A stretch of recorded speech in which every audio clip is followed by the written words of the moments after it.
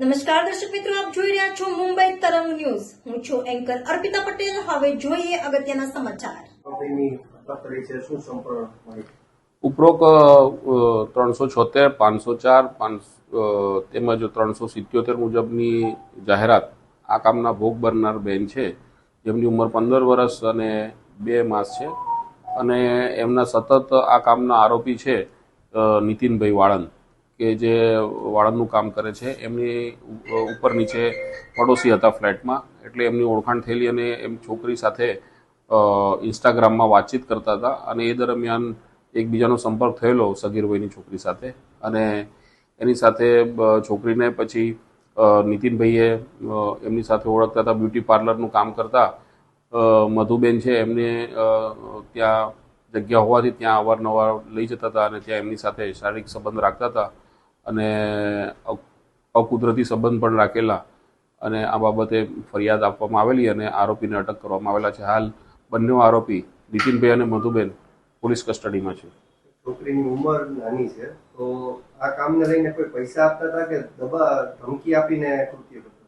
ના, ધમકી આપીને તો તપાસ દરમિયાન જણાઈ આવશે. હાલ તપાસ ચાલુ છે, પરંતુ છોકરીની સગીર વયનો લાભ ઉઠાવી આ કામના આરોપીએ ઇન્સ્ટાગ્રામમાં જે કંઈ મેસેજો કર્યા છે એની પણ તપાસ થશે, અને વિગતવારની ઊંડાણપૂર્વક કયા કયા મેસેજો, કેવા પ્રકારના મેસેજો છે એની તપાસ પીએ કરી રહ્યા છે. એટલે હાલ પૂરતું તો એવું કહી શકાય કે છોકરીનો ઉંમરનો ફાયદો ઉઠાવી બાળપણનો અને એની સાથે શારીરિક કૃત્ય કરેલું છે, જે બદલ ગુનો દાખલ કરવામાં આવ્યો છે અને આરોપી અટક કરવામાં આવ્યો.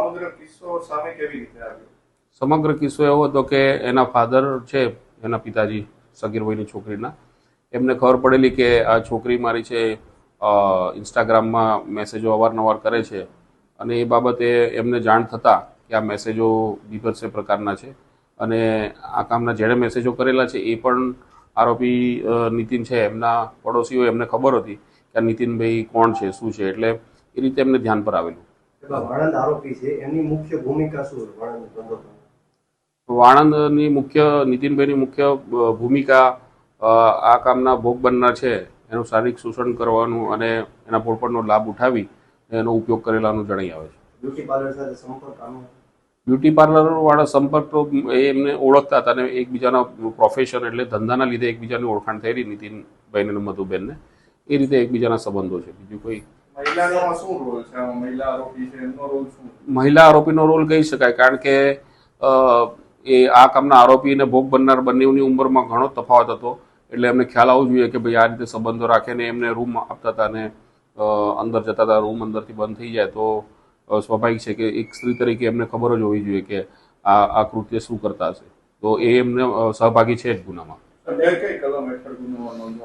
આઈપીસી કલમ 376, 2N, 377, 506 તથા પોક્સો એક કલમ 617 મુજબનો ગુનો દાખલ કરવામાં